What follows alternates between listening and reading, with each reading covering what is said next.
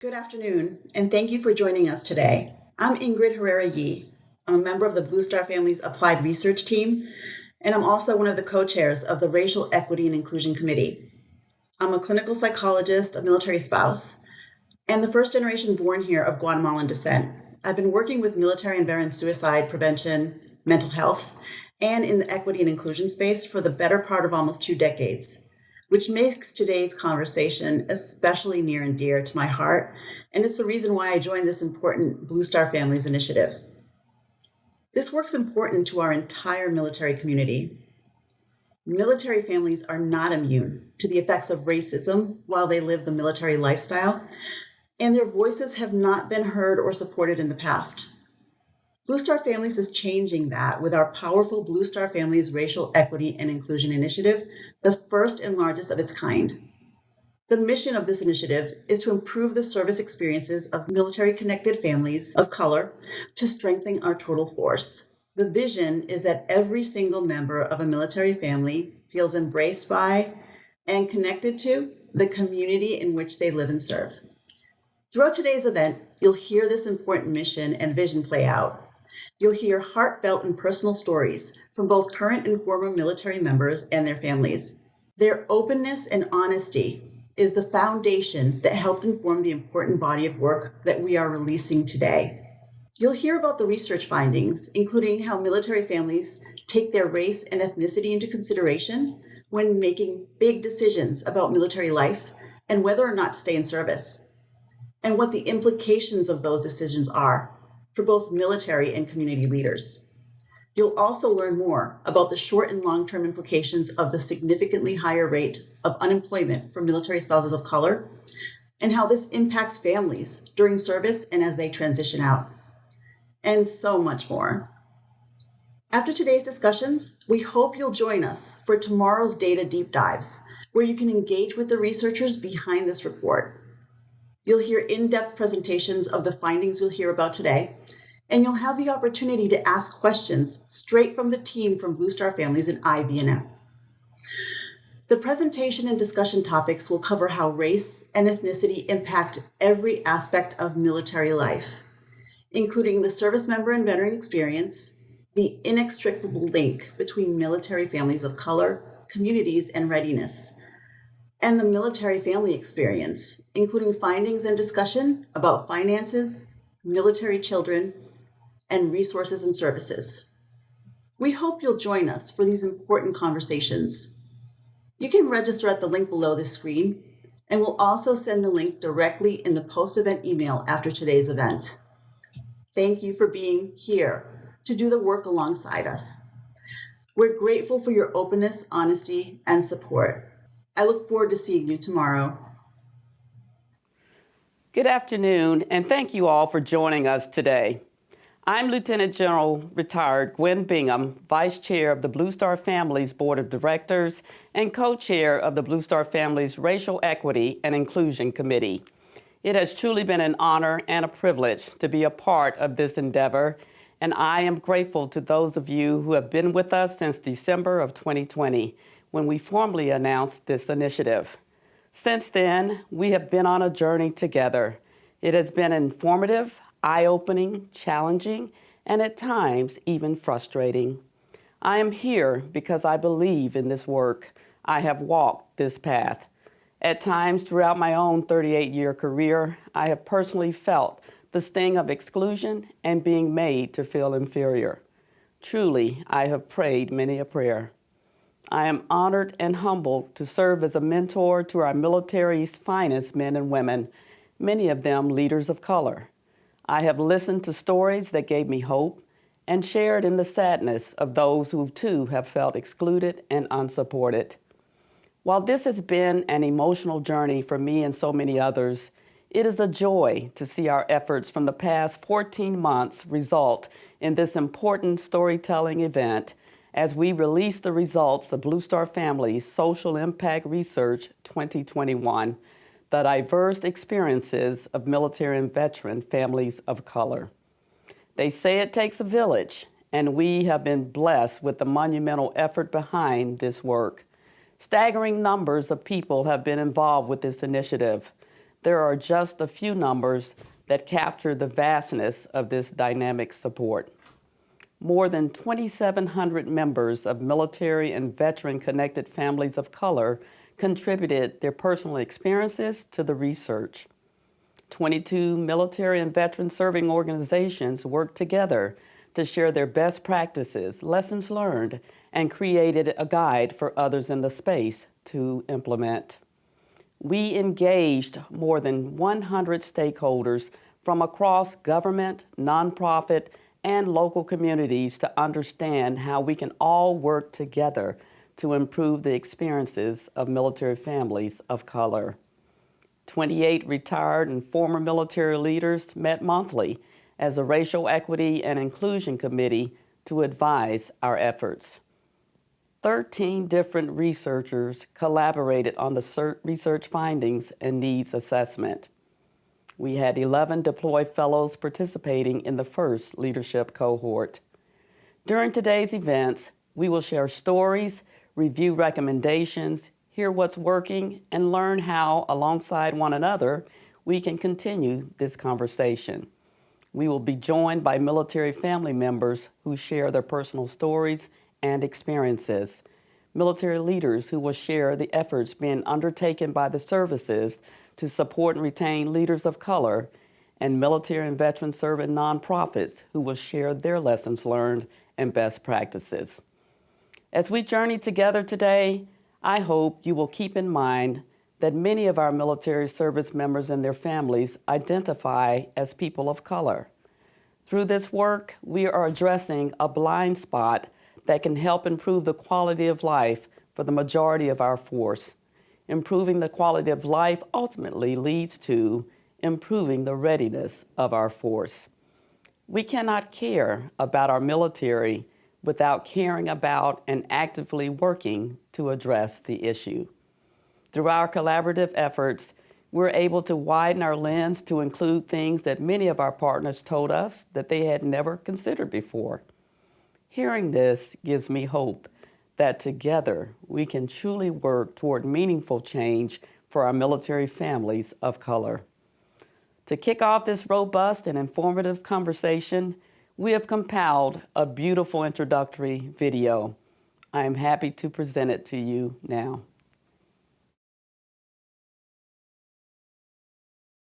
My son was going to school at Stanford, but he drove down to this place where we stay at this base. And the first time he went through, they gave him a hard time. And that weekend was kind of a disaster for us. We didn't have a good time because he was really upset at how he was treated. So we created a new policy in the Bostic household that once he was about 100 yards away from the gate, my wife she'd get in the driver's seat and she would drive him in, and we'd have a great weekend. And now it was a 3-star. And he was driving up to the gate. He called. He goes, "No, Dad, it's going to be all right. I'll just drive it." So he drives in, and 5 minutes later, he says, "Dad, I need help. I'm at the gate." And I run to the gate, and there are 3 policemen with their weapons drawn, pointing at him in the car. And one of them's holding up my 3-star placard. And I walk up and I say, "What's the problem?" And he says, "Well, this young man has got this placard of a 3-star. There's no way this is his car." And I grabbed the placard and I said, "That's my placard. I worked about 30 years to earn that. That's my son, and that's my car. So I want you to put your weapons down, relax, and I want you to tell me who your boss is." I had the rank to make change. If it was my dad, Master Sergeant Bostic, and this happened to him, he'd just say, "Okay, I've been stepped on again," but he'd move out. But he wouldn't be able to challenge the system. We had nowhere to turn. And my husband was very high up tempo at that time. He was deploying so much. And I was alone in a lot of those situations dealing with it. My son had a knife pulled on him. He had slurs called out to him. And at that time, we didn't have school liaisons. This was in the 90s. I didn't know anybody that I could reach out to. I didn't even know how to report this incident other than to the school. And nothing was really done. I was stationed in a small town in Mississippi. And he was racially profiled twice. He was 13. He was tall for his age, but if you had a conversation with him, you clearly knew he was 13. But because of that, my family, we had to make a tough decision, and I no longer felt that my son was safe. I made the decision that he would go move with family, all because I was afraid for his life. He started and finished high school without being in my home, and that was tough. George was in the Army for 41 years.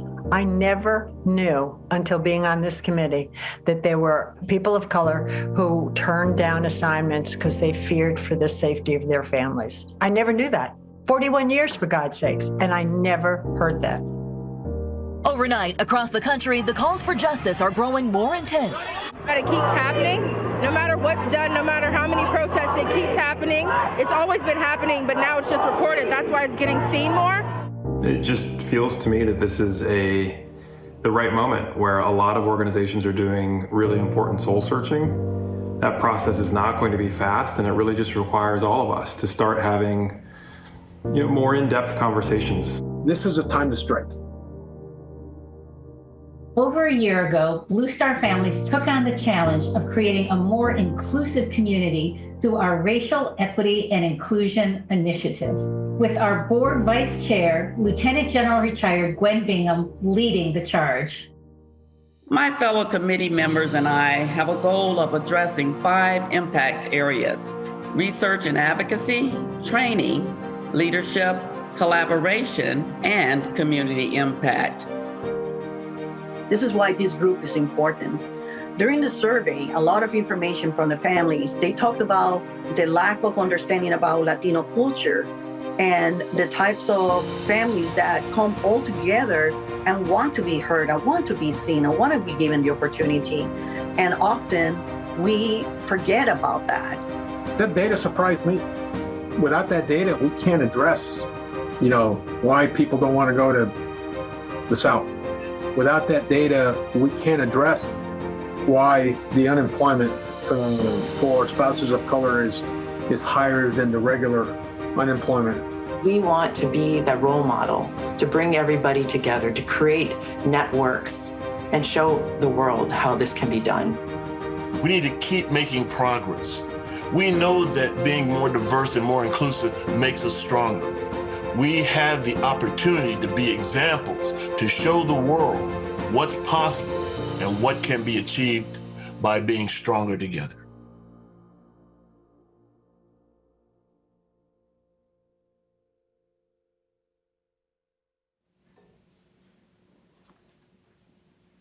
Hello, I'm Brianna Keeler, and I'm so excited to be a part of this very big day. I am a military spouse. I am a mom to 2 little boys. I write a column called Homefront about military families and bridging the civilian-military divide, and I anchor CNN's morning show, New Day. And I'm also a board member of Blue Star Families, and it's through this capacity that I've learned about the Racial Equity and Inclusion Initiative that we are doing here as a group.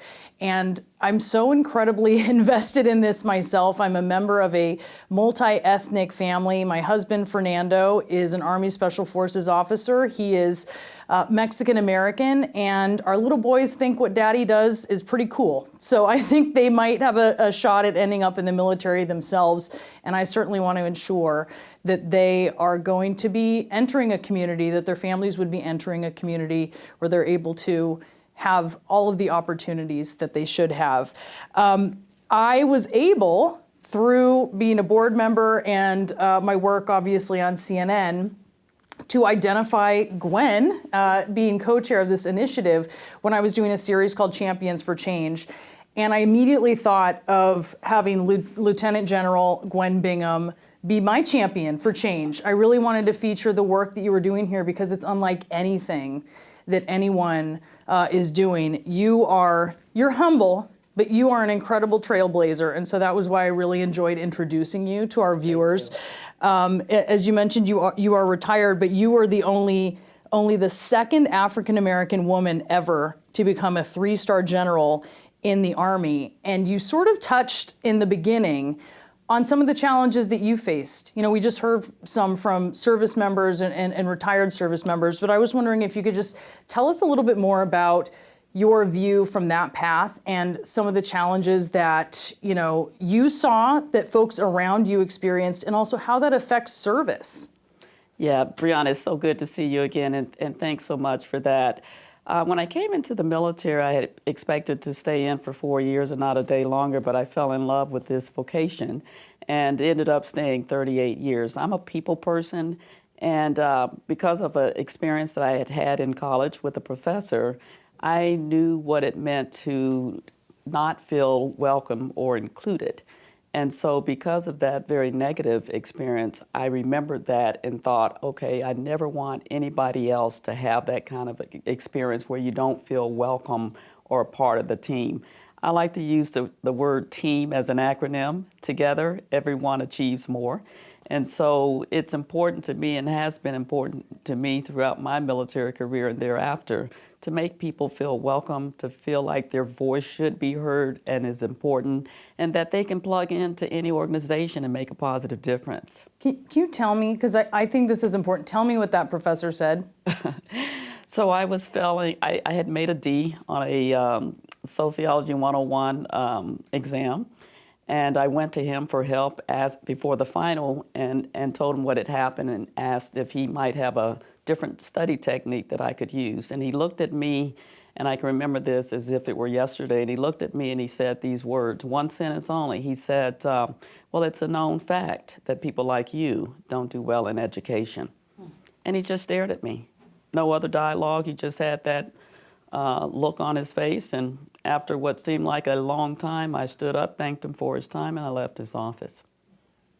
I can't imagine what you were feeling in that moment, but I bet it mirrors what so many members of military families in the military have felt when they've had moments that I think we're going to explore throughout our time here. But, I think, Kathy, it just became so apparent, and kudos to Blue Star Families for identifying this need and very quickly responding, but it just became so apparent so quickly here recently that something had to be done, something had to be addressed. This was something that was really challenging military families. Can you tell me a little bit about why you decided to undertake this?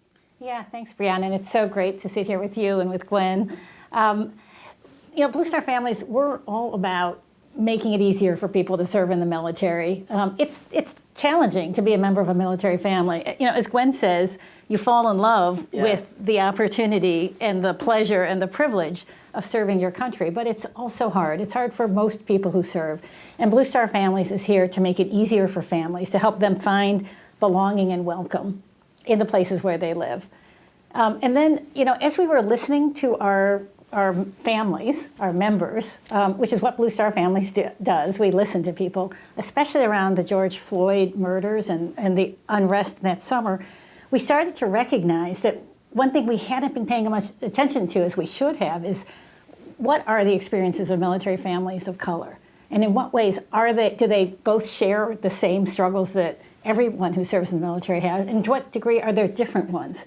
And what we came to understand is that actually no one had ever asked these questions before.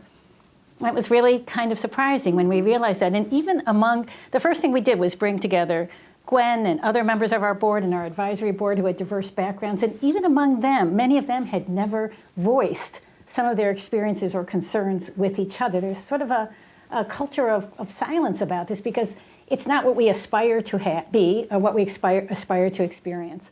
But we're all about getting the data and telling the story and seeing how we can make change. So that's when we decided we had to put something together and with the leadership of our committee, really understand how we could help our community be stronger. And it's just so essential to the armed services because members of the military, they're used to toughing it out. I think they pride themselves on that, right? That's sort of military families do too. But once you start seeing things affect, say, kids negatively or a spouse negatively, I think sometimes that's when a service member might say, if I have to choose here, what am I going to choose? Mm-hmm. And sometimes the choice is clear, and it really shouldn't be a choice that they have to make. You talked a little bit about mentorship and allyship, and how important has that been, and how important is that to continue as we see with some of our deploy fellows who are just amazing and dynamic? They are. I tell you, mentorship is something I live for. I had many men and women who reached out to me when I was coming up and mentored me. At the time, I didn't realize that that's what they were doing for me. But I came to appreciate the more senior I became in rank, that was what fine-tuned me to continue to go the distance. And so throughout my military career, and even now, Brianna, I love being able to talk to military men and women who call me.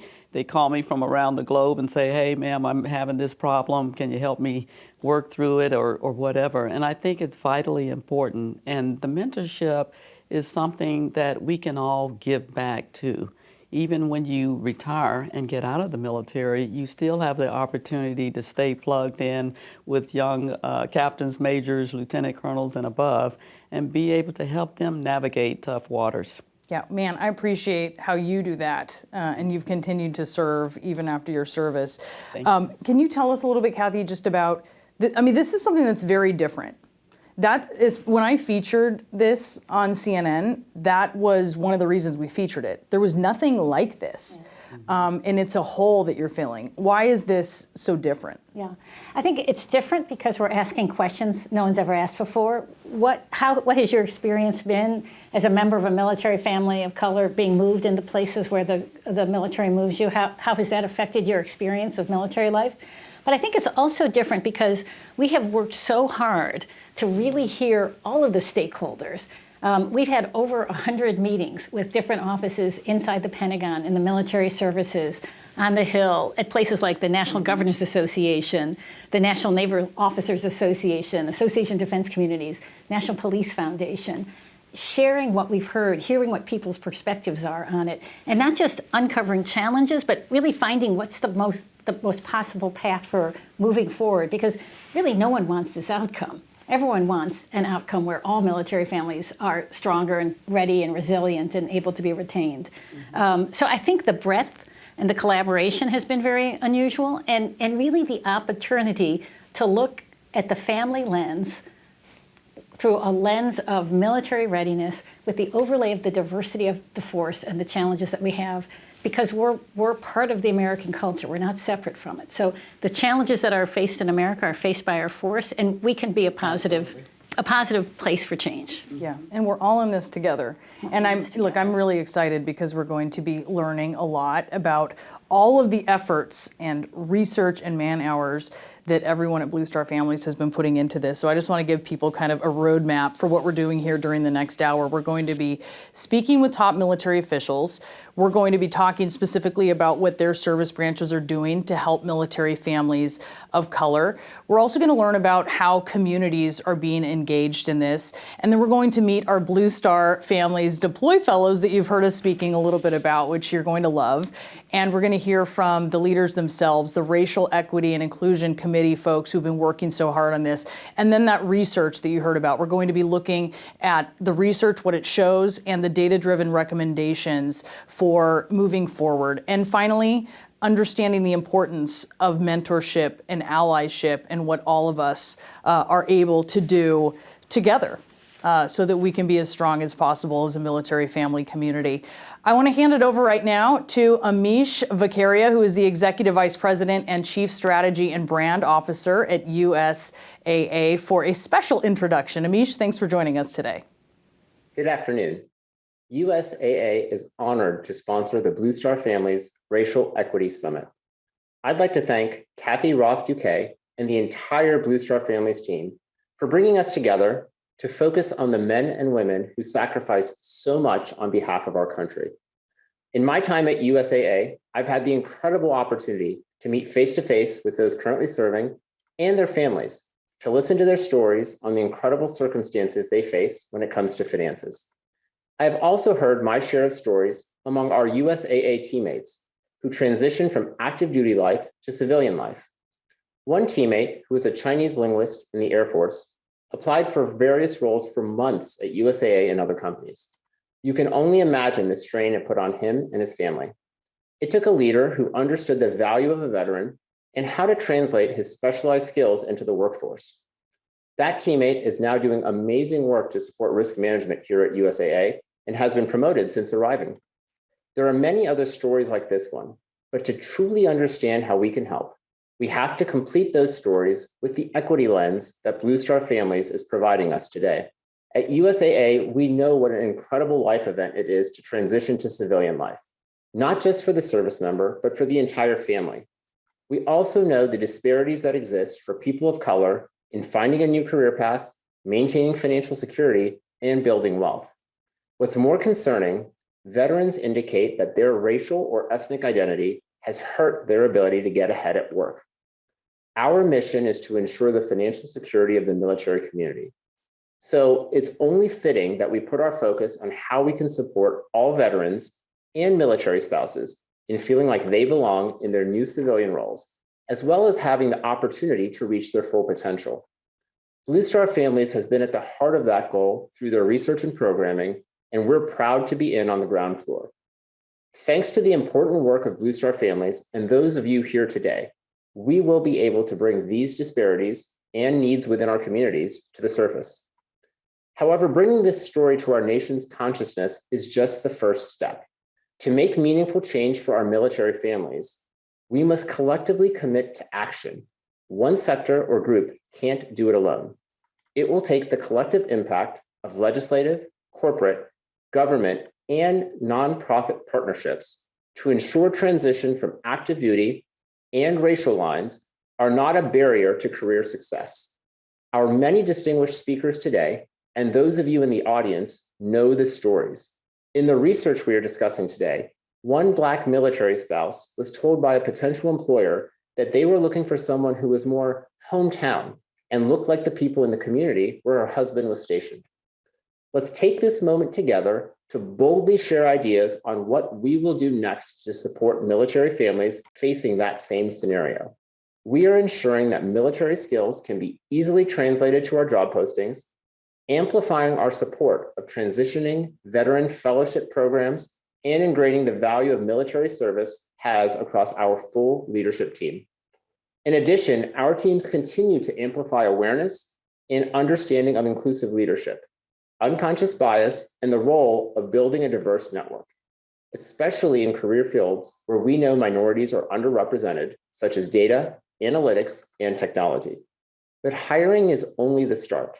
To ensure success among our veteran and military spouse community, we have to be their ultimate ally. We're expanding our opportunities for development and upskilling through our VetNet Employee Resource Group. Partnering with key nonprofits, we've supported advancing diversity, equity, and inclusion in our local communities and across the military community through a 3-year, $50 million commitment. Advocacy is key as well. We're proud of the progress made alongside government leaders to make it easier for military spouses with special job licenses to retain their credentials when they move from state to state. We know it's the tip of the iceberg for greater progress.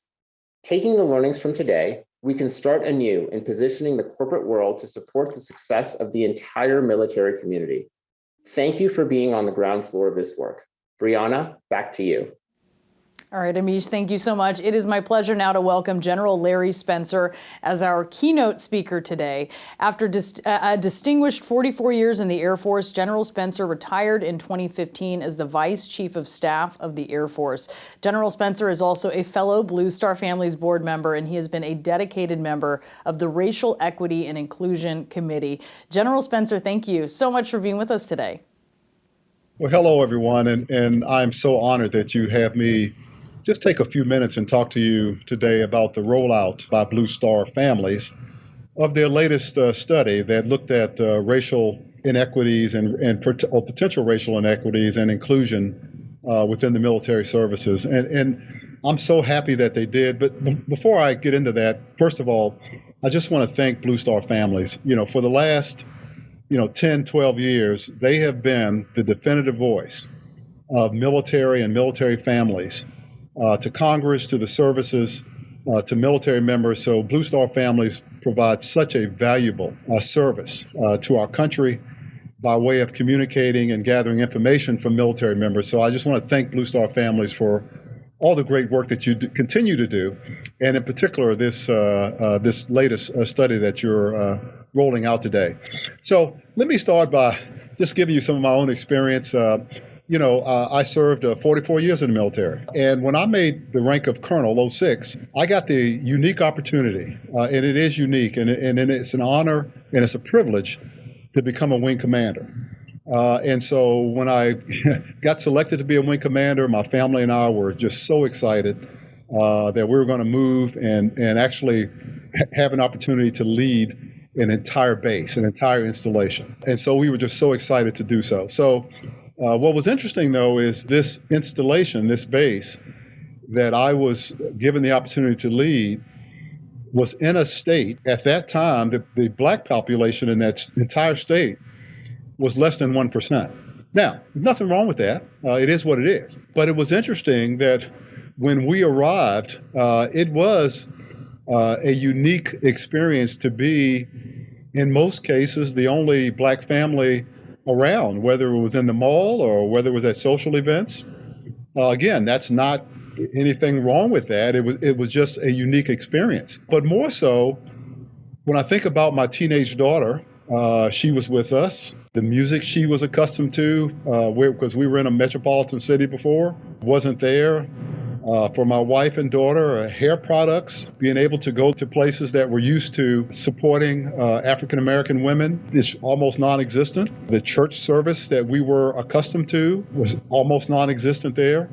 Again, those are not complaints, but it was a unique experience. It was something different that we had to navigate. Just to give you another example, as a general officer, I can't tell you the number of times we attended social functions and, my wife was mistaken for one of the servers or one of the workers at the event.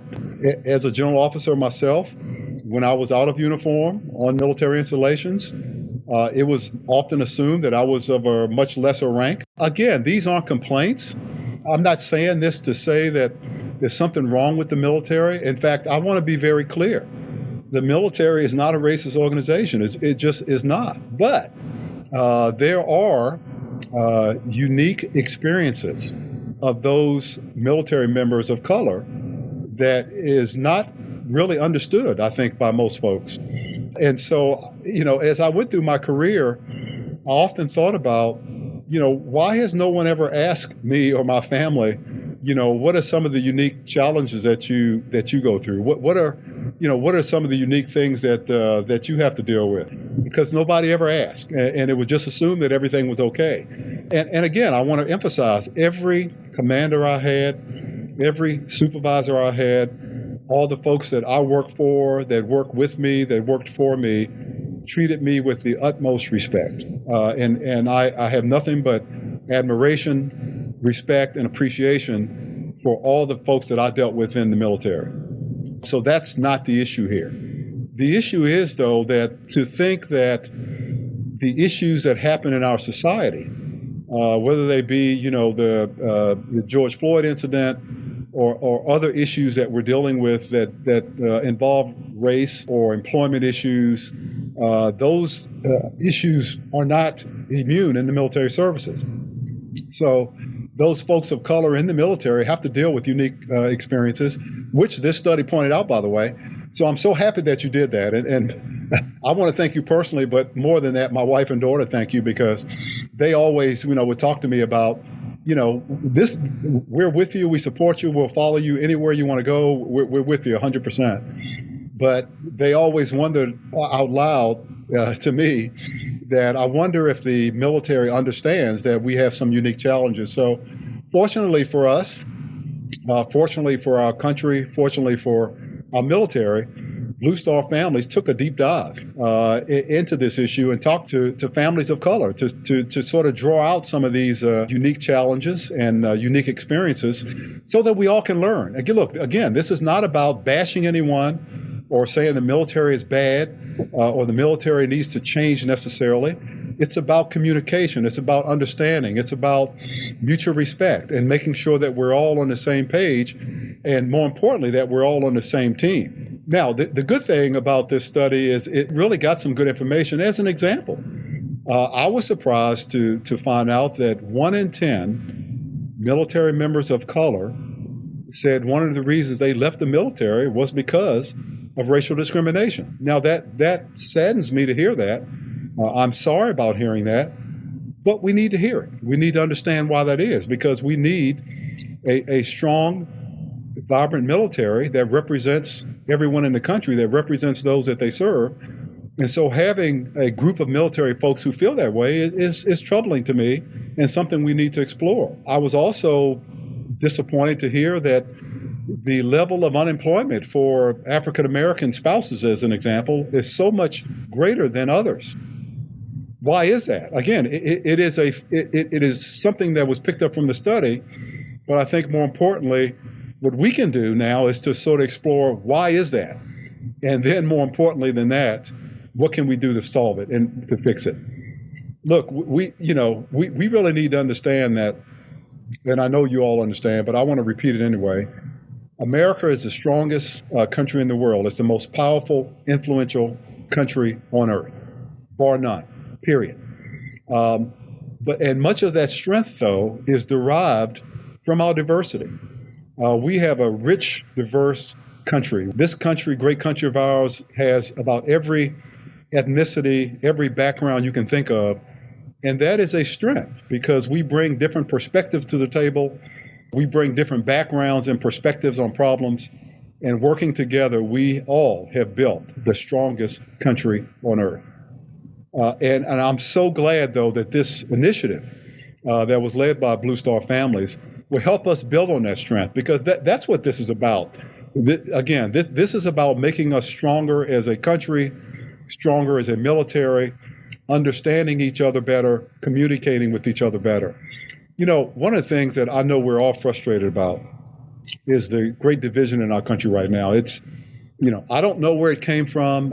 I'm not here to say anyone's at fault. I suspect we're all at fault. But I think everyone would agree that there's great division in our country for various reasons. And in doing so, and sort of worrying about this issue myself, the thought occurs to me that we don't talk to each other as much as we should. You know, how many of us really sit down and talk to someone who doesn't look like us just to try to get their perspective, or was from another country, or has a different religion that we do, or a different sexual orientation than we do? How often do we just sit down and talk to folks just to get to know them as people, as Americans first, not their color, their gender, their sexual orientation, their religion, but as Americans? How often do we just sit down as Americans and just talk to each other? Because I suspect, because I've done this, I suspect what we will find is that we have a lot more in common than differences, and that if we can just start there first, I think we could make a lot of progress on bringing the country together. So I'm hopeful that as this study rolls out, that as you look at the results, and that as you hear some of the stories from people of color in our military and some of the challenges that they deal with, that it will bring us closer together and that it will help us understand one another a lot better. So again, thank you. Thank you so much, Blue Star Families. This is long overdue. I hope that you all, as you go through the results of the study, will not only get a better understanding of some of the challenges that some of our families have to deal with in our military, but more importantly, you will really listen and really try to understand, and then we all together can move forward and keep our military the strongest and most feared on this earth. Again, thank you so much, Blue Star Families. I look forward to working with you going forward, and I look forward to us coming together stronger as a result of the results. Thank you so much. And now I'll pass it to Charles Eggleston. Good afternoon. It's my honor to be with you all today. Thank you for sharing those inspirational words with us. Your leadership is valued and appreciated, and we are grateful for your vision and guidance on this initiative. Hi, I'm Staff Sergeant, retired Charles Eggleston. During my 16 years of service on multiple deployments, I've served along with Americans from all walks of life, background, races, and ethnicities. I've witnessed in action how a diverse military is a strong military. As a founding board member of Blue Star Family and one of the co-chairs of the Racial Equality and Inclusion Committee, I believe wholeheartedly in the work we are discussing here today. Having been a part of the organization from the beginning, I know firsthand the passion, dedication that's behind everything Blue Star Family does, and the Racial Equality and Inclusion Initiative is no different. I've always believed that we have a common objective to live and survive among each other.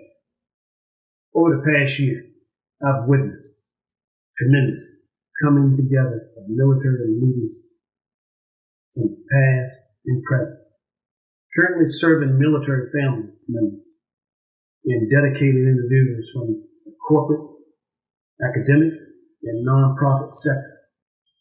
Being a part of this process has been invigorating, challenging, and enlightening. It has given me hope that our current, serving, and future military servicemen and their families will know a better, more cohesive, and supportive military. Shortly, we will hear directly from military leaders from across the Department of Defense who will share the groundbreaking initiative happening across all branches of service. I will pass it back to Brianna, who is going to lead this great discussion with our military leaders. Back to you, Brianna. Charles, thank you so much for that special introduction and for your leadership and your partnership on the Blue Star Family's Racial Equity and Inclusion Committee. We know that military leadership is hard at work ensuring that all military families feel supported, that they feel connected and heard.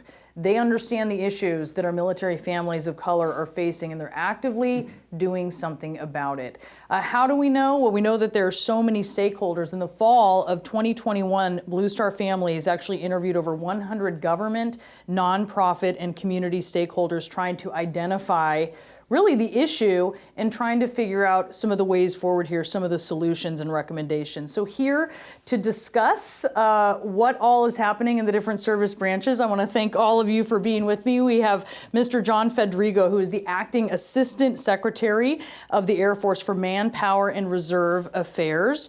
We also have the Acting Assistant Secretary of the Army for Manpower and Reserve Affairs, Ms. Yvette Boucicault. We also have Brigadier General Ahmed Williamson, who is Director, Manpower Plans and Policy Division, Chief Diversity and Inclusion Officer of the Marine Corps, and we have Dr. Charles Barber with us as well, Director of Diversity, Equity, and Inclusion Programs, Office of the Assistant Secretary of the Navy for Manpower and Reserve Affairs. And we're also joined remotely here by Chief Master Sergeant of the Space Force, Roger Toberman, who is going to be in on this conversation, this hugely important conversation. And I want to thank you all ahead of time for being here so that we can talk about this. I'm going to ask you first. So you're first on the hot seat here, but there have been a lot, the different service branches have been looking into this. There have been a lot of reports, and the Air Force has recently had some reports on this issue, and they've found that military service actually provides many benefits to service members of color compared to civilians of color, but when you have service members of color, they often are lagging behind their white, non-Hispanic military colleagues. Can you tell us a little bit about some of what the Air Force is doing here to address this, and also some of the disparities, some of the more striking disparities that you've seen? Yeah, sure. Happy to. So going back about 18 months, the Air Force began a series of racial disparity reviews that were run by our Inspector General. And the Inspector General cast a broad net across the entire Air and Space Force, enlisted an officer, and gathered data. So we asked our airmen and guardians what is impacting their daily lives, what do they think about their service, and what are the challenges or potential barriers to that service that we could be helpful in addressing.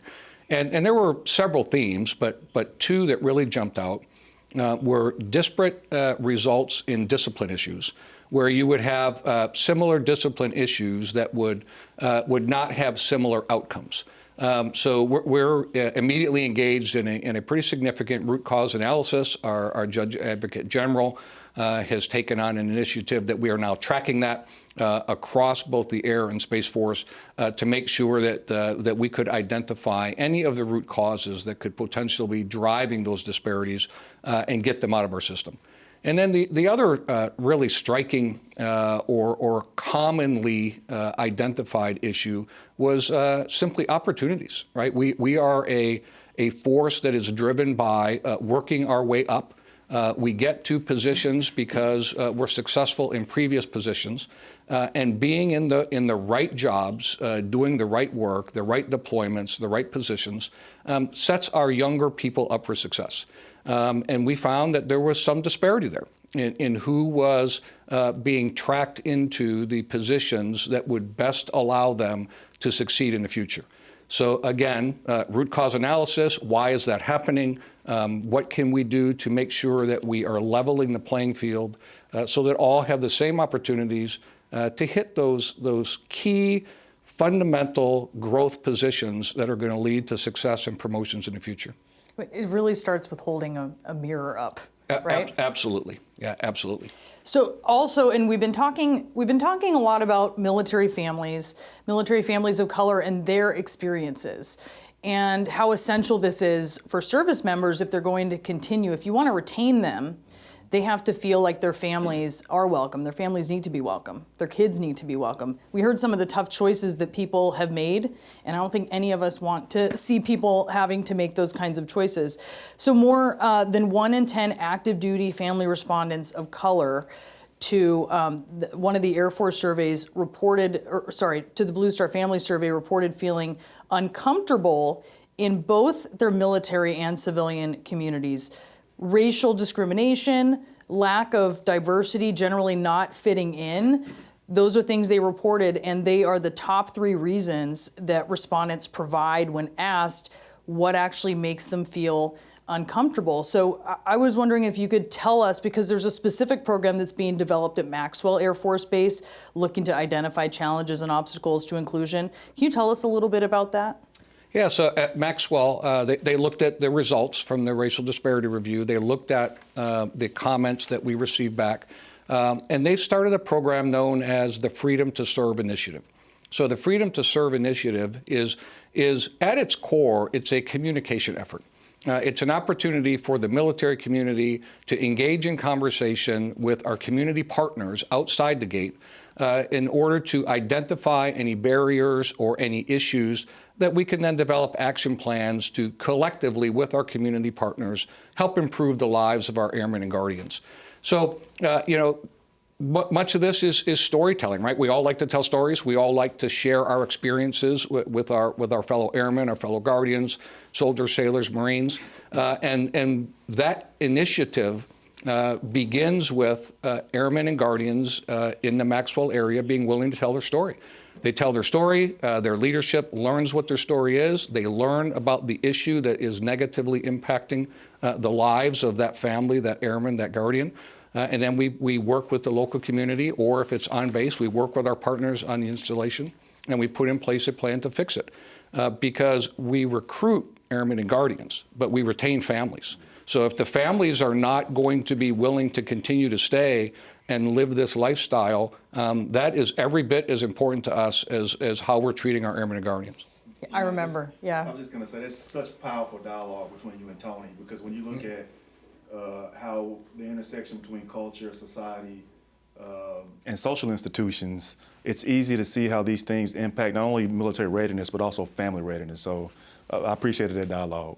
Yeah, it is a family business. I remember when I became a military spouse, it was actually a former Secretary of Defense who said, "Thank you for your service." And I thought, wait, why are you thanking me? But it is a family business, and the family gets a vote a lot of times as well. So it's amazing to hear you talking about how considered they are in the policy proposals here. So, Ms. Busico, the Army has a people first initiative and a project inclusion initiative, and they've really been making strides in identifying ways to create a more inclusive and a supportive Army. Can you tell us sort of what the outcomes have been of these efforts? Absolutely. So the first thing I want to share is that People First isn't just a tagline.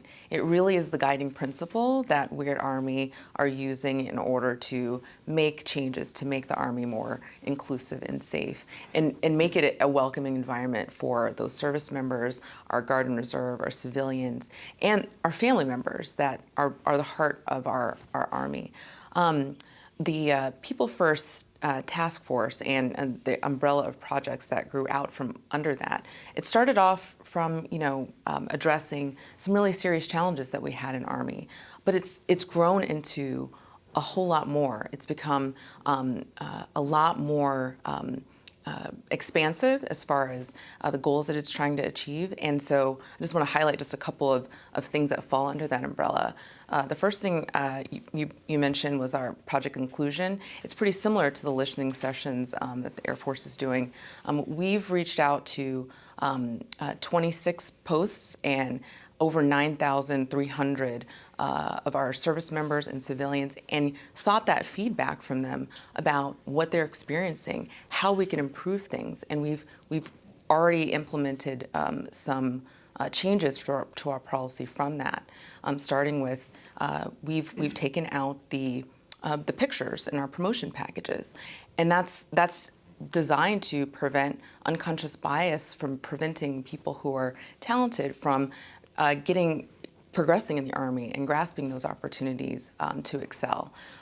We have rethought the way that we are approaching sexual harassment and sexual assault. We have a fusion pilot program where we are rethinking how we can deliver services for people who need support.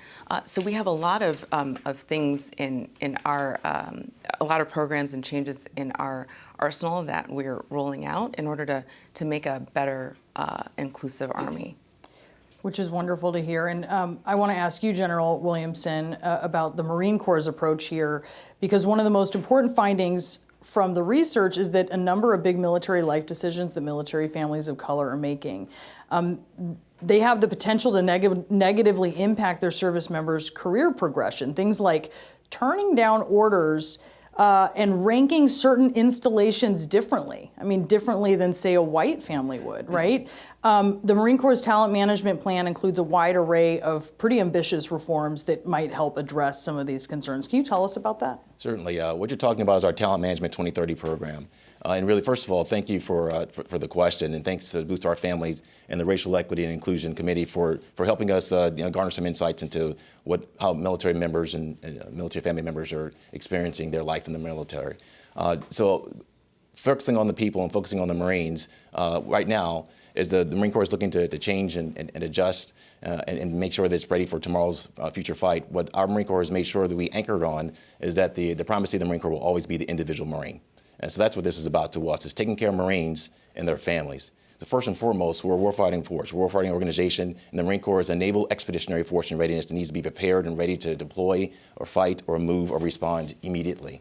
And we do so when Marines are at their best state and when they know their families are taken care of. Family readiness is a force multiplier. So focusing on our Marines and focusing on our families is a pivotal concern to us and a paramount concern to us. So we're grateful for the work that's being done here.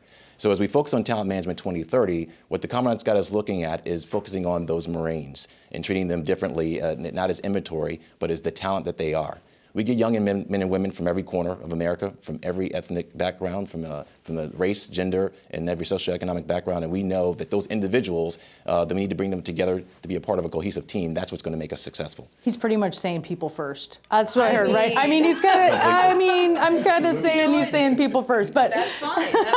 It's all about the people. It is, right? Not as inventory. So as you're talking to family members and you're engaging them on this, Ms. Busico, how are they reacting to you engaging them? Are they happy to finally be asked about their needs? I mean, thanks for the question. I think what we're trying to move towards in Army is a culture of introspection, and it is a change. It's a welcome change, though.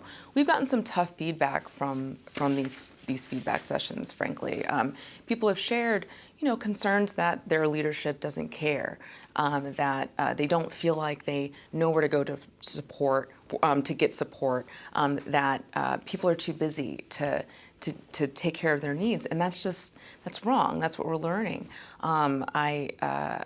We have the Sergeant Major of the Army, Eggleston, has the This Is My Squad initiative, which is designed to give junior NCOs the skills, the leadership skills, in order to engage with troops at the squad level, the level that you're going to have the most contact with, right?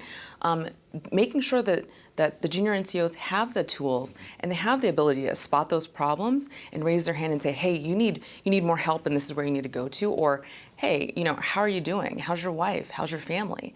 And having that connection and making sure that we are taking care of people, because it is all about people. We also see it as,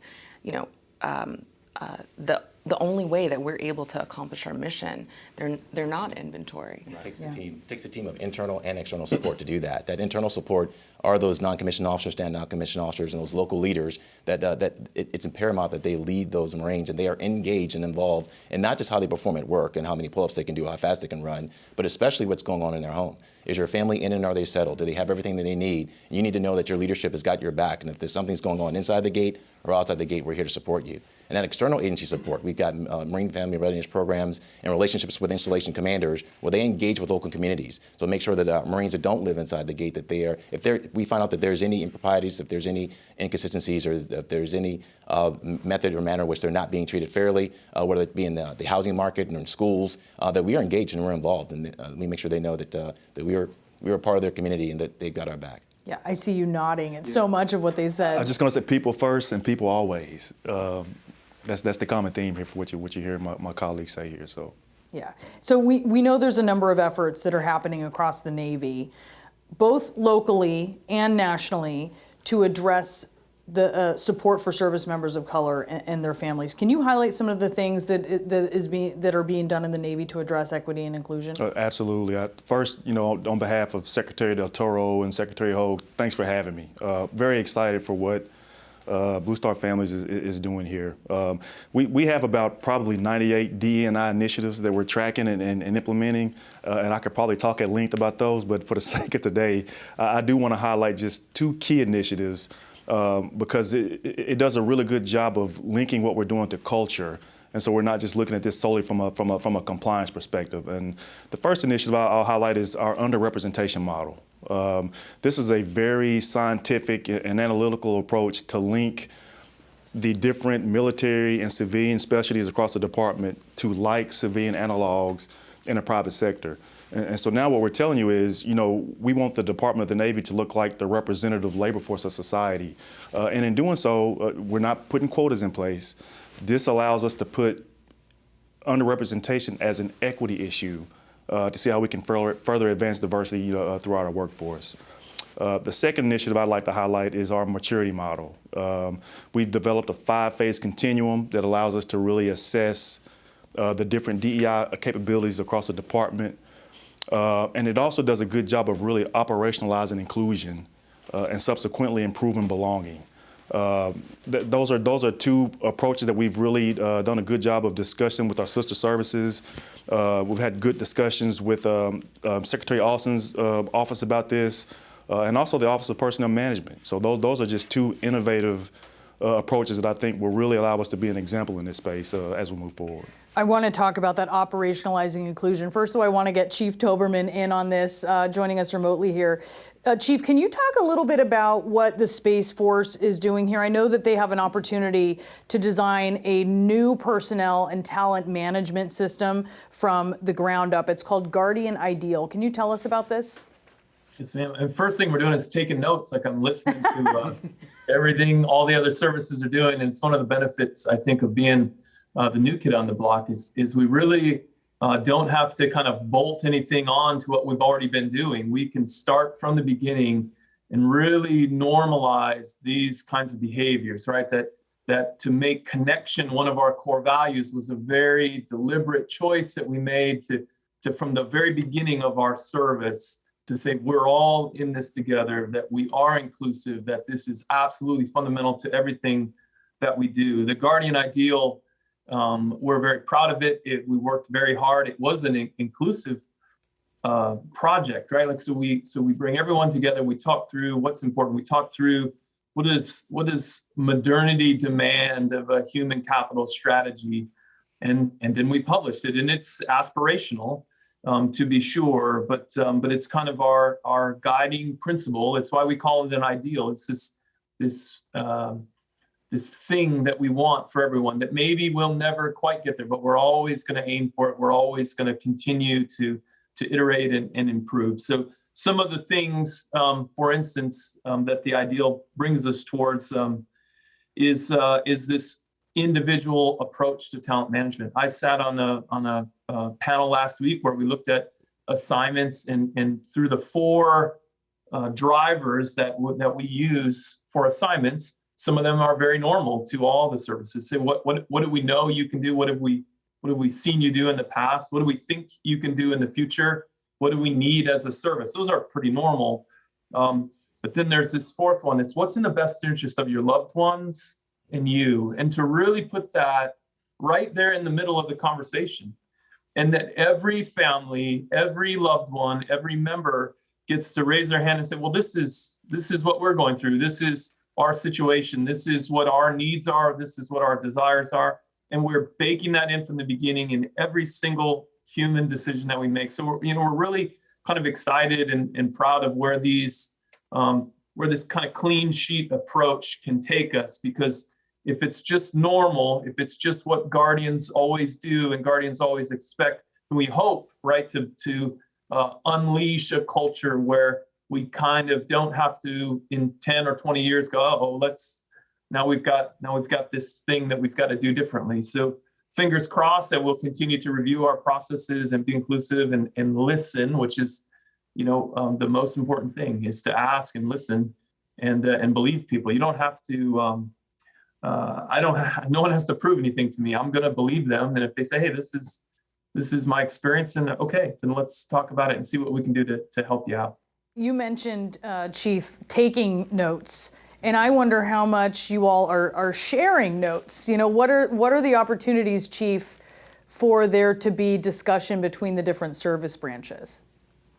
Well, certainly, we're an open book, so anyone's happy to come and see what we're doing. The Guardian Ideal is readily available. You can Google it and download. It's a very short document, so it's fun to read. I, of course, sit with my teammates from all the services with the SEAC, and we talk regularly. So, and really, what a great team.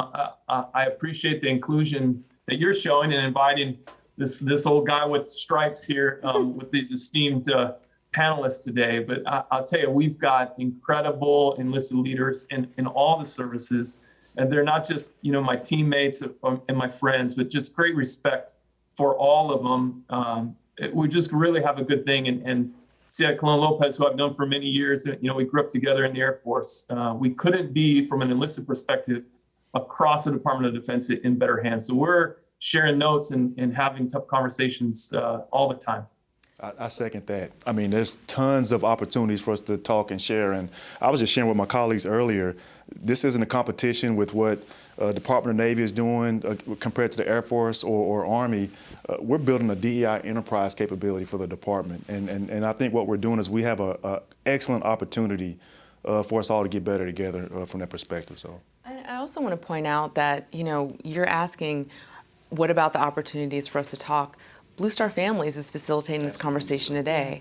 And, I think we're all really proud to be here and excited to continue, sharing lessons learned back and forth and getting feedback from Blue Star Families and others about how we can improve, because there is real initiative across all of our services to get better in this space. Yeah, and just hearing all of the amazing ideas, obviously sharing them is so important. This big brain pool that we have on some of these issues. So you'd mentioned, Dr. Barber, about operationalizing inclusion. I want to talk a little bit about that, and anyone can chime in on this, but specifically, let's talk about communities if we can, because this is, I don't know, I would assume this is one of the more difficult pieces, but some of the stories that affected me the most as I listened that I didn't know about were people splitting up families because they would get an assignment somewhere, or they took their family members and then decided, I don't think my son, my black teenage son, is going to be safe here. I'm going to have him go be with other family members somewhere else where I feel better about it. That shouldn't be happening. How do you engage communities in a way that keeps people safe and supported? What ideas, what problems have you identified? What stories even have you heard? If you can just share any. You want me to start? Please. Yeah, please. I think it really starts with developing the right feedback loops. I mean, we talked about the different listening sessions. Those feedback loops absolutely extend to family members. And I think with what we're hearing from some of those feedback mechanisms is giving us an opportunity to really inform policy updates that not just benefit the service members, but also the families. And I think I can probably give you one good example. I was listening to our program director talk earlier about quality of life in some of our MWR programs. Specifically, if you have a family member who has special needs, are we ensuring that we have the right accommodations in some of those housing facilities like we need to for our families? And so I think those feedback mechanisms, those gives us the opportunity to really take that data, make it actionable through policy updates and subsequently through implementation. So. If I could add to that, I think that a good method is to look at the intersection of policy and culture. So as Dr. Barber was talking about, in order for us to operationalize this, in order for us to go beyond diversity, equity, inclusion, or belonging to be just words, the policy that looks at what are the challenges, what are the problems. What we saw in the Blue Star Families report was that, as you mentioned actually from my question, is that military family members are apprehensive about taking certain assignments, that they don't want to move their families, they choose to geo-batch or do some unnatural acts, as we say. What we're focusing on right now in Talent Management 2030 is looking at policy that allows for career flexibility, allows for the Marine to know what the different assignments are, to engage in a conversation, a dialogue with those who do their assignments and placements, allows them to consider not just the assignment and the good deal, but where's my family going to be, and can I actually even stay at this location longer? So we're looking at increasing the duration that a Marine would stay on scene. And then the intersection with the culture is, so why would they stay on scene at a particular location? Because they've developed a community. They've developed a community inside the gates, outside the gates. They've got their community maybe from church or some social organization, from school, and the military community itself. So the intersection of policy and culture, where we're all here together, we're all supporting one another, is how I think we can actually operationalize this perspective. Something you said, John, that was so interesting about, we were talking about holding up the mirror, and obviously you want opportunities and you want relationships, but also when it comes to the wiggle room for doing something wrong, you have less wiggle room. It's clear from the data that you've seen when it comes to service members of color. So I would imagine that is something that is not unique to the Air Force.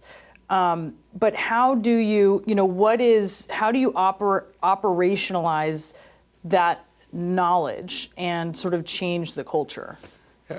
Great question. And it was really the number one question that we had coming out of what we learned in the racial disparity review, right, is now what do we do about it?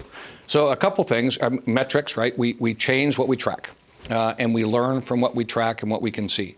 So we are now tracking specifically outcomes. So we are now comparing outcomes across all of our demographics in the Air Force and the Space Force, so that we have a better idea about whether or not that problem persists. And then to the point of just making sure this conversation of connectivity that we kind of all got at a different way.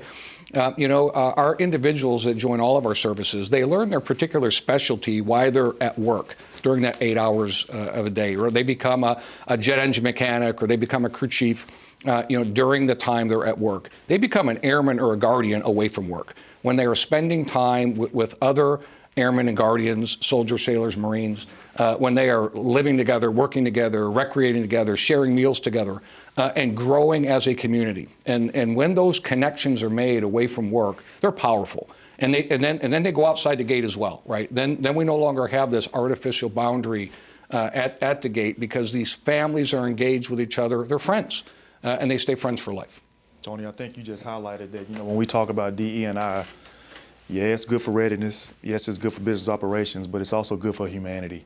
And I think what you just highlighted there is a good justification for that. Yeah, look, I think a lot of the challenges and problems that we see in the service branches, they're also things that are just reflected in civilian society. But, the military holds itself to a high standard and certainly wants to excel. And it's really heartening to have all of you here talking about just what you've discovered and what you're aiming for. And I really appreciate this conversation from all of you. Thank you so much. Thank you. Absolutely. So now that we have an understanding of the actions that our service branches are undertaking for military families of color, let's turn to the outward engagement in our civilian community.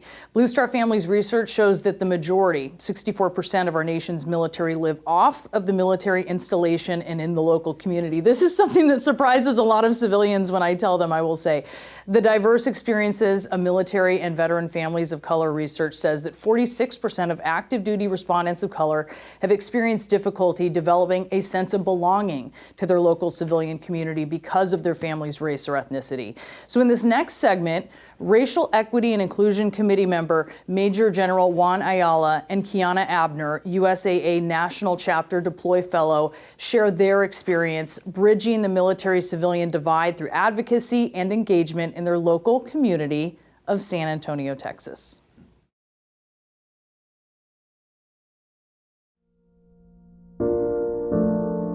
Our country is changing. We want to reflect the face of America. And if we want to reflect the face of America, we have to ask the questions that will lead us to that. So we've got 40,000 troops approximately here in San Antonio on active duty. 85% of them live in the community. We have 10 members of council, city council here, and of course the mayor. And the city itself, very forward thinking, about a decade ago, established the Commission on Veterans Affairs.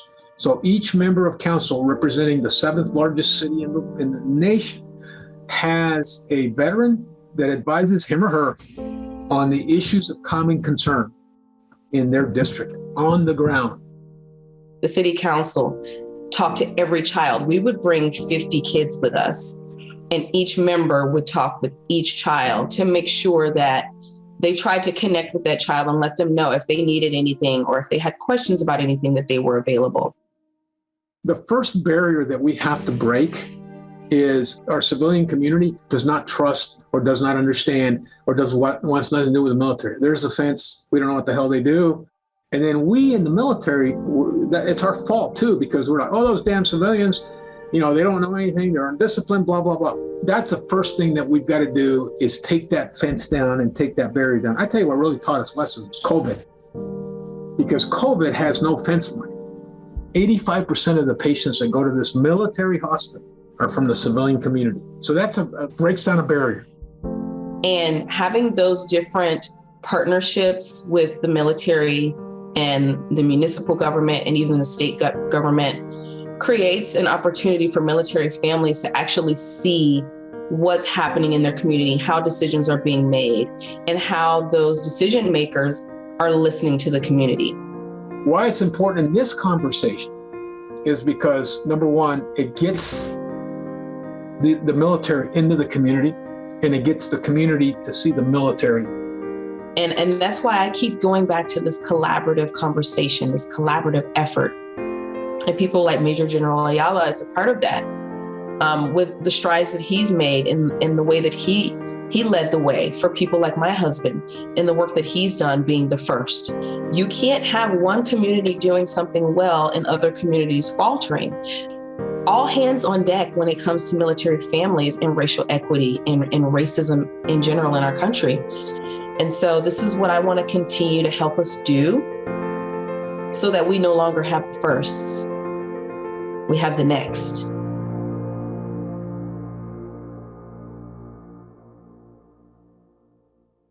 Hello and good afternoon. My name is Fernando Snowden Lorense, and I'm a Vice President and Regional Director in Corporate Responsibility at JP Morgan Chase. I am also a proud veteran of the U.S. Marine Corps. Today, I have the honor and privilege to speak on behalf of JP Morgan Chase's continuing partnership with Blue Star Families. That partnership supports a variety of efforts, such as the COVID-19 Military Support Initiative, the Afghanistan response, the continuing critical research and work that only organizations like Blue Star Families can do with the deep credibility they have with military and veteran families, within the Department of Defense, and throughout the sector. That leads me to the most recent support of the Racial Equity and Inclusion Initiative, something I and our firm are incredibly proud of. JP Morgan Chase is committed to understanding and addressing issues of racial disparity and inequality, and Blue Star Families is leading the way in identifying meaningful work at the cross-section of equity and our military and veteran families. As a member of the Racial Equity and Inclusion Committee, I am seeing firsthand the critical work and dedication, the commitment that is behind what is happening in the Racial Equity and Inclusion Committee. We at JP Morgan are proud to be a part of this work. And as part of that work, we are supporting the Deploy Fellowship Program. The Deploy Fellowship Program is a unique and innovative fellowship for the military-connected people of color.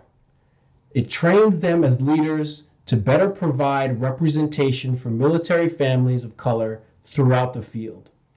We know that training future leaders is one of the best tools we have to create more diverse, equitable, and representative support networking for military families of color. As part of our larger commitment to the initiative, JP Morgan Chase is proud to sponsor the Financial Wellness Deploy Fellow, Brittany Aladatoon.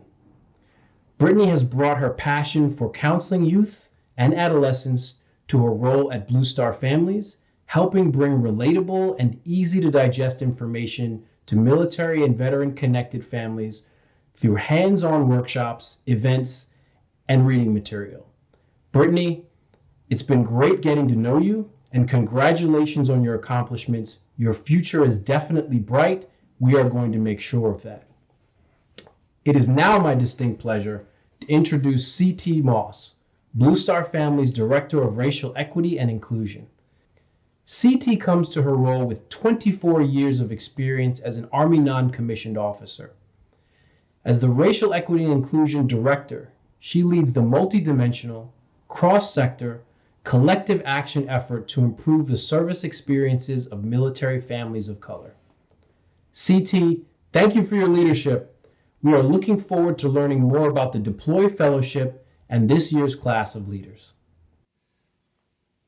Thank you, Fernando. We are so grateful for your support and engagement.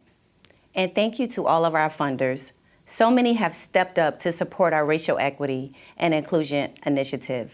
I would like to take a moment to give a special thanks to USAA, JP Morgan Chase, Salesforce, Ford, the Robert R. McCormick Foundation, Lockheed Martin, Starbucks, REI Co-op, BAE Systems, OptumServe, Teledyne, Amazon, and Craig Newmark.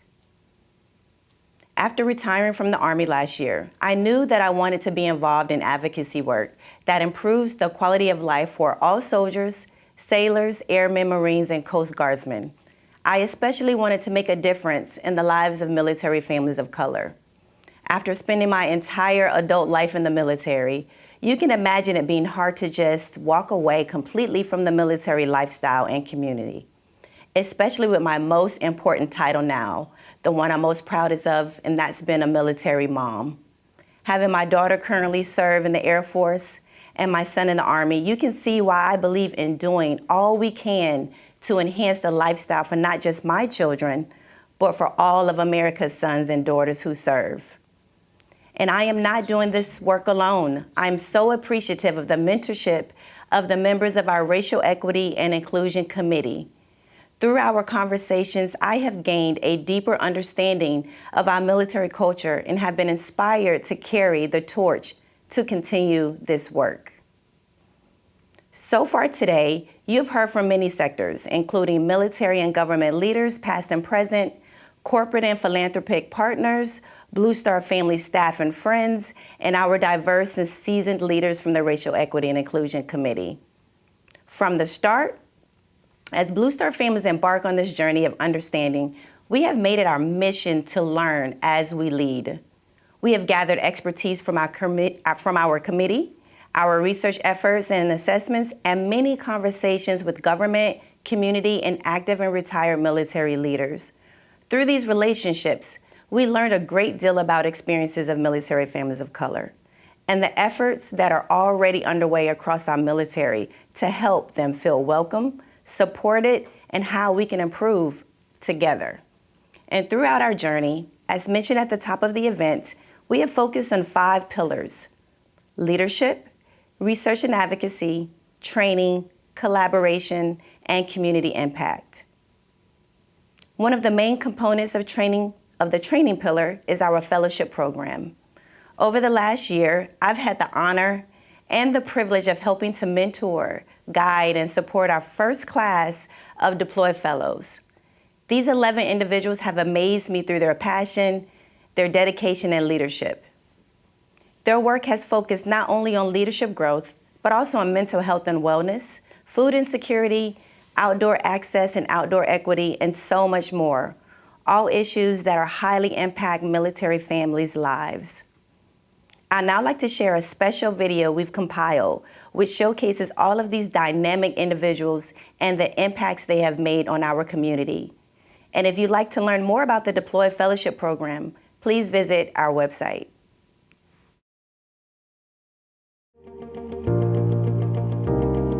Military families of color are less likely to hear about support and resources. The leadership teams and organizations who serve them, our military and veteran service organizations, are unfortunately disproportionately white. Our REI deployed fellows serve for 1 year in local and national roles here at Blue Star Families, all while receiving invaluable leadership training curated by several of our key partners. I am super excited to have you all meet the 2021 inaugural class. Through community engagement and partnerships, these talented individuals are bringing awareness to the racial equity and inclusion issues that military and veteran families encounter. Through outreach and programming, the fellows are increasing representation in communities across the country. Being a part of this fellowship is so important because we are here creating a strong foundation for this important work. It might seem like something small, but it's actually something very big. We here representing military families of color, spouses of color, women of color, and I think that it is creating a strong foundation and it's very meaningful. REI work, DEI work is not easy. It's a heavy lift, and I think that sometimes that can be forgotten.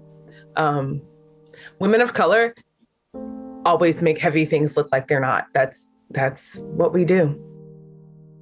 Because really, military spouses are pretty much some of the best multitaskers you could ever hire professionally, like in the world, because we have to drop things at a moment's notice and make miracles happen consistently without taking on a bunch of undue stress that can literally tear your whole world apart, but we still keep pushing forward and we get the job done.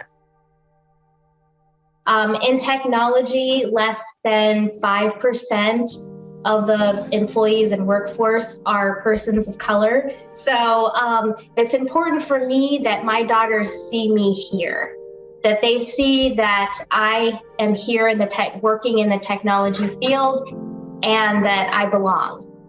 I feel very confident that the work that I'm doing is supporting building a new pillar of programming for Blue Star families, especially when it comes to outdoor access, outdoor equity, and finding a sense of belonging and healing for military families in the outdoors.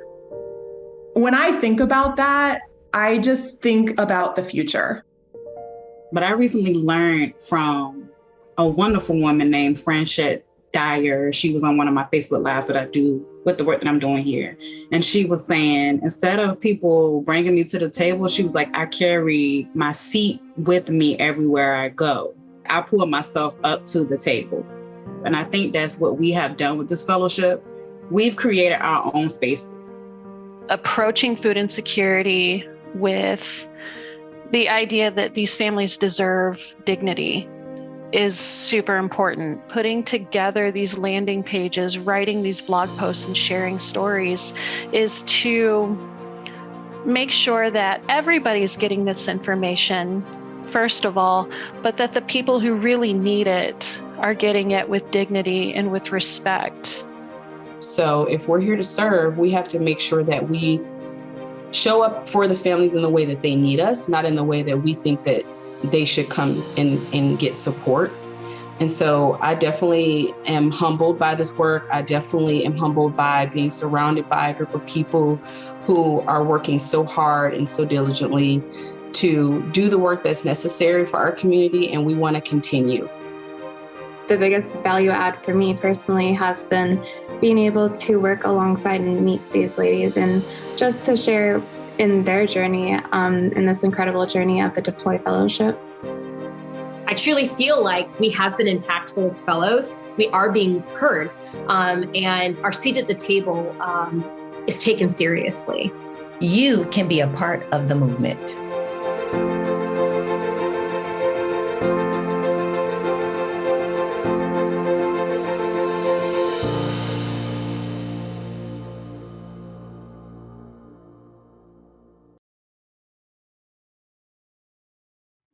Hi, I'm Carol Eggert, Senior Vice President of Military and Veteran Affairs at Comcast NBC Universal.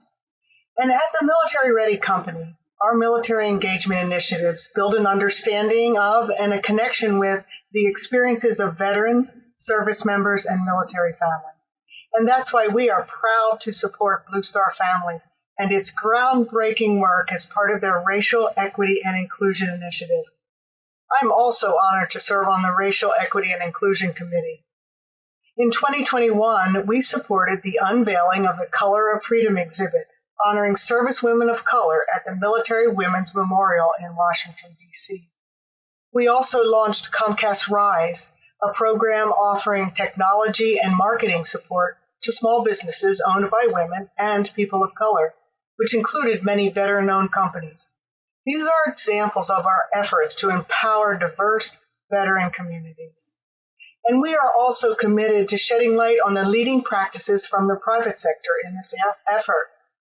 We encourage corporate allies to fund joint initiatives among their different employee resource groups. For example, our VetNet group partnered with our Black Employees Network to host several Tuskegee Airmen to participate in an event for our employees. This allowed us all to learn a little bit more about the shared experiences of people of color in the military and out. Such events foster inclusion and recognize the diverse nature of military service. Companies can also invest in organizations that support military families of color or are run by military members of color. I suggest working with your supplier diversity program and be sure to incorporate outreach to veteran and people of color-owned businesses.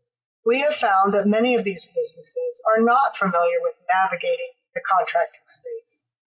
Also, when convening or evaluating philanthropic partners, facilitate conversations about how their work is serving military families and include families of color. Now, in just a moment, the video you will watch highlights the incredible individuals on the Racial Equity and Inclusion Committee and some of the work that they have done over the past year. I look forward to continuing the momentum that we have established so far, and that Comcast is proud to be a part of this important work and to stand with this great organization, our Blue Star families.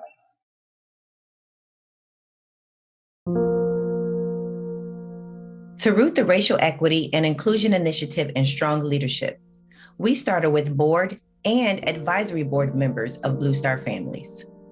Then enlisted the support of additional extraordinary leaders and trusted advisors, men and women who have experienced life in military-connected families, all of whom have important perspectives to share.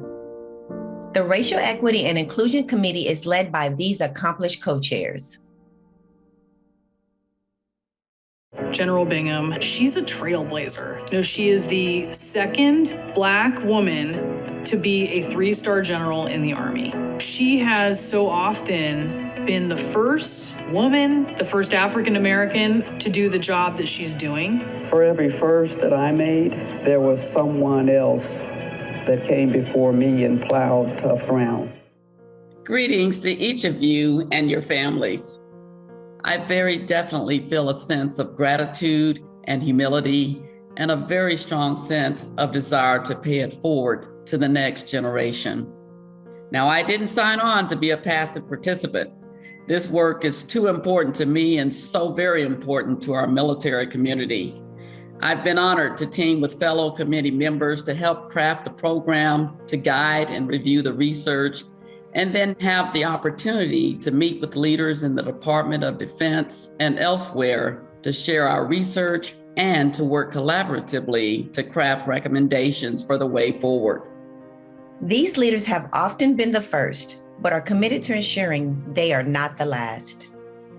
This committee is asking the questions and having conversations that are long overdue. And like our military families of color, they are sharing their lived experiences. As a 4-star general, when I was probably 3 weeks out from retirement, I pulled into the gym into one of 2 general officer parking spaces. And as I stepped out of the car in my gym clothes, a gentleman who was sitting in his car in the back row, I'm not sure why he was sitting there, ran up to me and he chewed me up one side and down the other because I would dare park in a general officer's spot. And I just said to him, "What makes you think I'm not a general officer?" And here's the ironic thing about this, is that gentleman who was sitting in his car that charged up to chew me out was African American. We all have been conditioned with these biases that we need to understand and we need to embrace. Sometimes you walk into it feeling like you have to do better. You have to be better in order to be on an equal playing field. Family members are making tough decisions. They're making decisions to not move with family members. I was just talking to a young lady who's been in the Army 27 years, and she said her husband, she's an African-American senior non-commissioned officer. She said she and her husband have been separated for 8 years. 8 years. I got orders to a school in Camp Lejeune, North Carolina. You got to remember this was 1979, 1980. We went out to eat at a kind of a bar restaurant. And I recall walking in and being looked at, stared at. And after about a while, a very drunk patron got up and, called me a couple of racial epithets and said he wanted to step outside. That kind of shocked me because I didn't do anything. And I wasn't used to that growing up in El Paso. But those are the kinds of things at the beginning of my career that really affected me in the way I looked at the world. So every time I picked a duty station or asked for a duty station, it was never a duty station in the South. The powerful, diverse voices that form the Racial Equity and Inclusion Committee continue to grow. And I think there's enough for us to understand that we are a nation of color, multicultural, multi-ethnic, multi-everything. Their perspectives, guidance, and governance are the bedrock of our REI initiative and will inform policy recommendations to pave the way for future generations of service members.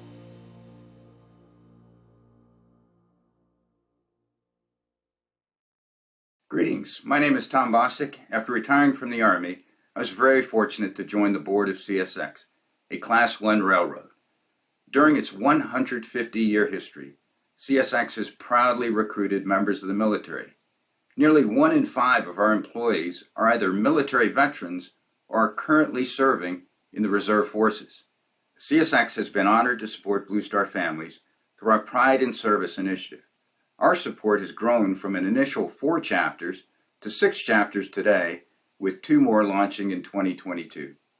Supporting these chapters has allowed CSX to provide direct, on-the-ground support to our military and veteran-connected families through programming events and outreach. During the past year, I have been deeply honored to serve as a member of Blue Star Family's Racial Equity and Inclusion Committee. In just 1 short year, we've made great progress, and this work will lead to positive change for our military and veteran families of color. CSX is passionate about finding new and innovative solutions to create collaborative culture. That's why supporting Blue Star families in this first of its kind racial equity research work is so very important to us. It will help in connecting heroes and their families to their communities, as well as to the resources and support they need. One of the key pillars of the Racial Equity and Inclusion Initiative is collaborative work with the military and veteran nonprofit service organizations. This diverse committee of nonprofits has worked diligently to drive change in their organizations. It's now my distinct honor to introduce committee members to highlight their findings. Janae Nash, Chief Program Officer, Travis Manion Foundation, and Troy Broussard, Senior Advisor, Office of Community Engagement at AARP. Hello, my name is Troy J. Broussard with AARP, Senior Advisor of Veterans and Military Families Initiative.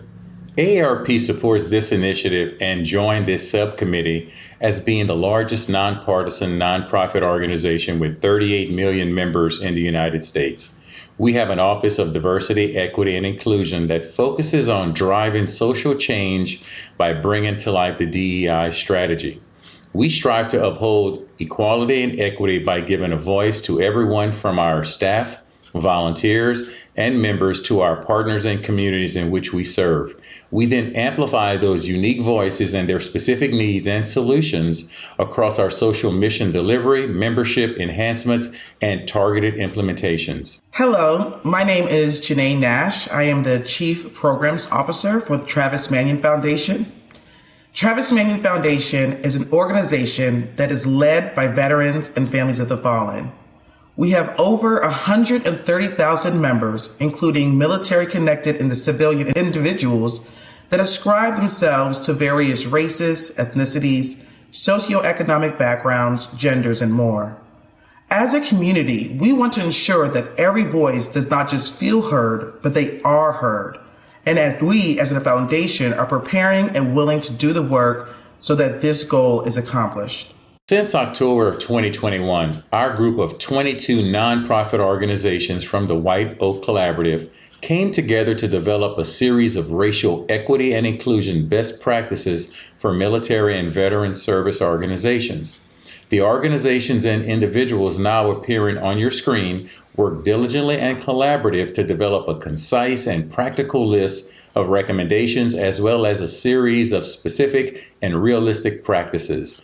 All of the organizations are at different places on the road to racial equity and inclusion, and together we wanted to share the lessons we've learned and practices we've adopted. Through a series of honest and open conversations, we shared our successes, our missteps, and our failures, and feedback from our respective organizations. Janae, would you like to go over the recommendations? Thank you, Troy. Through our honest and open dialogue, the committee developed 6 actionable and practical recommendations. They are supported by a series of in-depth practices to achieve these goals. All of these recommendations and practices have been piloted by at least one, if not more, of the collaborating organizations.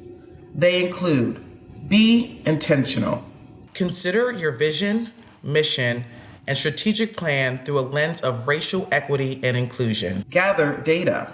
Measure who is part of and served by your organization, then measure how your board, staff, and members experience your organization. Implement equitable and inclusive policies and practices. Use inclusive and intersectional language and imagery in internal messaging and communications. Train managers and staff. Reinforce formal training through informal discussions and personal education.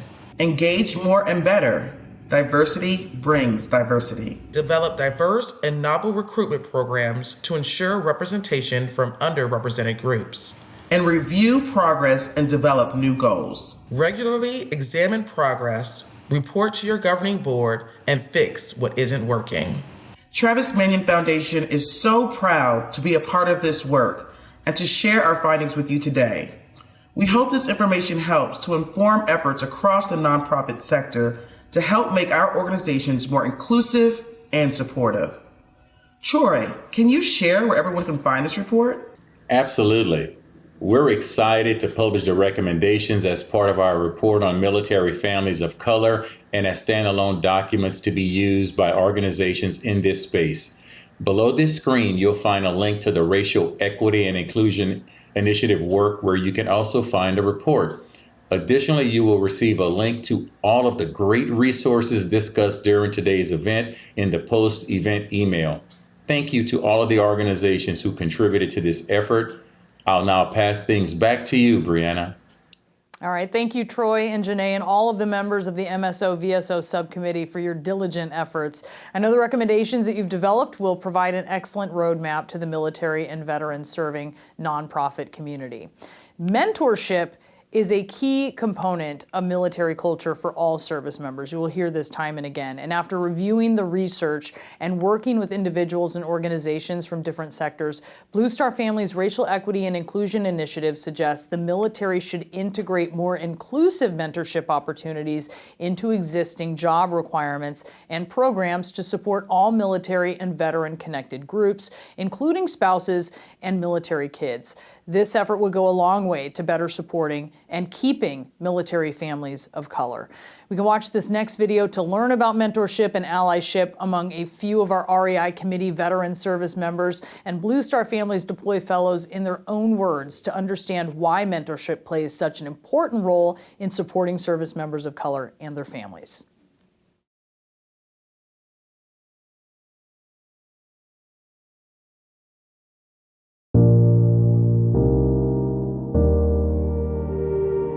If you have not walked in the shoes of their life experience, as a leader, even if you're the most empathetic individual on the planet, you have not had their life experience. So how can you fully appreciate what your soldiers, what your service members and their families are going through? And that is the challenge we face as leaders. I think one of the things that Blue Star Families is doing is really showing other military service organizations and other veteran service organizations that we still have some work to do. Even as an individual with an education with a master's degree, I didn't have a lot of opportunities afforded to me. So really excited that Blue Star Families took that leap of faith and gave me the opportunity and helped me feel relevant again. And I've been lucky enough to also coincidentally have my supervisor as a mentor as well. Her feedback, input, dedication, and her care. And I think that's what people often forget too, is how much your mentor is invested in you as much as you're invested in them. It's been amazing. Whenever I'm looking for a mentor, I definitely am looking for somebody who understands how to be a leader and not just a boss. I'm looking for somebody who understands what it means to be coming from where I'm coming from and how to get to where they are now. And that's the kind of mentorship that I think for me personally has been so incredibly valuable. Those people that become a part of your life.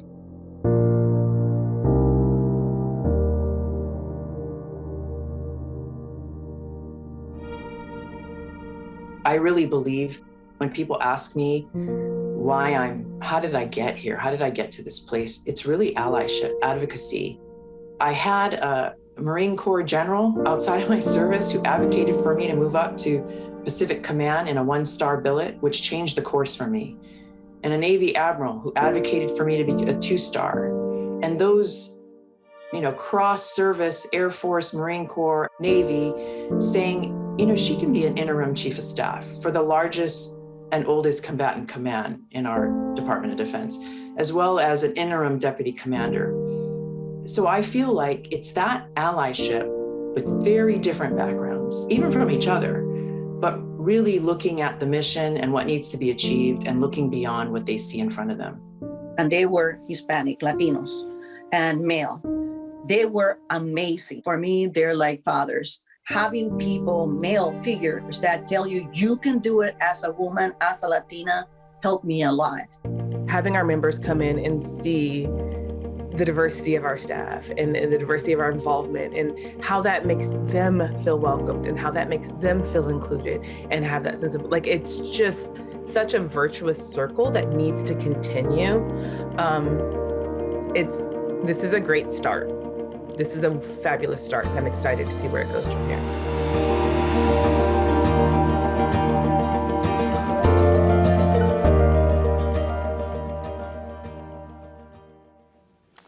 And back now here with Gwen and Kathy after I think what has been such an informative and also inspiring program that we watched today.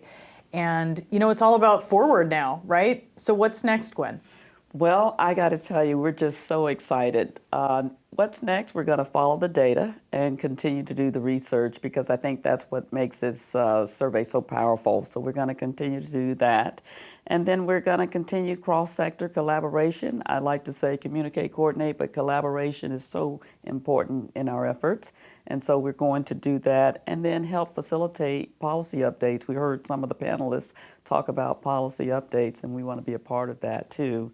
And then visit our website. We're just asking everybody who enjoyed this program today, get to know the data, visit our website, and join us.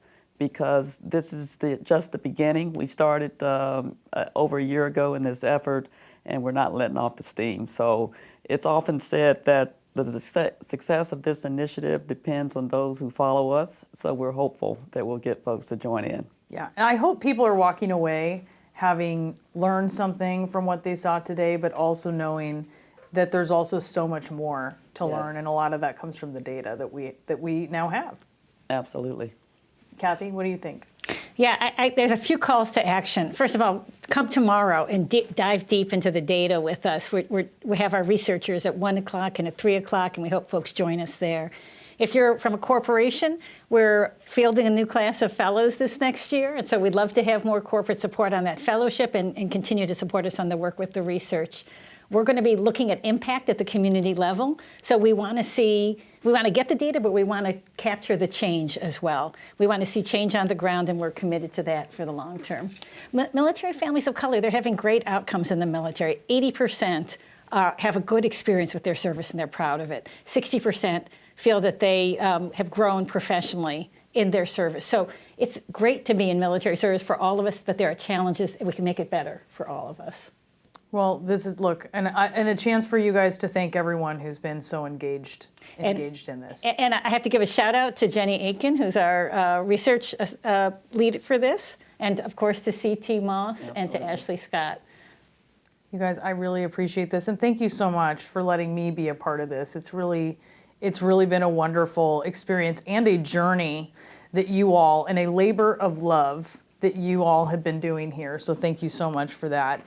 So the survey results of the Blue Star Family Social Impact Research 2021, the diverse experiences of military and veteran families of color, they are now live. So just make sure that you review the entire report. You can also dig into findings. You can find the MSO, VSO recommendations that we talked a little bit about and the opportunities to get involved on the website, www.bluestarfam.org. And if you're looking for an in-depth analysis of the research, you can join Blue Star Family's research team, a great team, with their research partners at the Institute for Veterans and Military Families tomorrow. The team of researchers who designed and analyzed this fantastic survey will be there to answer your questions live, so you can join them at 1 p.m. and 3 p.m. Eastern Time. Dr. Ingrid Herrera-Yee will join us in just a moment to share all of the important details about the events. And thank you so much for joining us. We'll see you next time.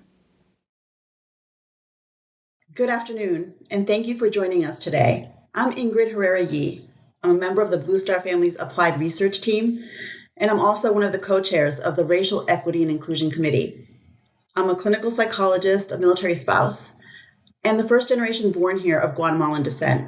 I've been working with military and veteran suicide prevention, mental health, and in the equity and inclusion space for the better part of almost 2 decades.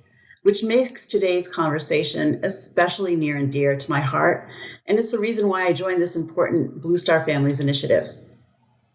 This work's important to our entire military community. Military families are not immune to the effects of racism while they live the military lifestyle, and their voices have not been heard or supported in the past. Blue Star Families is changing that with our powerful Blue Star Families Racial Equity and Inclusion Initiative, the first and largest of its kind.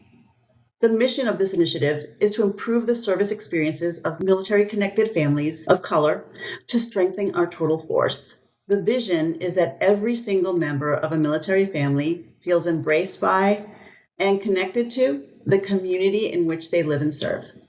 We hope you'll join us for tomorrow's data deep dives, where you can engage with the researchers behind this report. You'll hear in-depth presentations of the findings, and you'll have the opportunity to ask questions straight from the team from Blue Star Families and IVNF. The presentation and discussion topics will cover how race and ethnicity impact every aspect of military life, including the service member and veteran experience, the inextricable link between military families of color, communities, and readiness, and the military family experience, including findings and discussion about finances, military children, and resources and services. We hope you'll join us for these important conversations. You can register at the link below this screen, and we'll also send the link directly in the post-event email after today's event. Thank you for being here to do the work alongside us. We're grateful for your openness, honesty, and support. I look forward to seeing you tomorrow.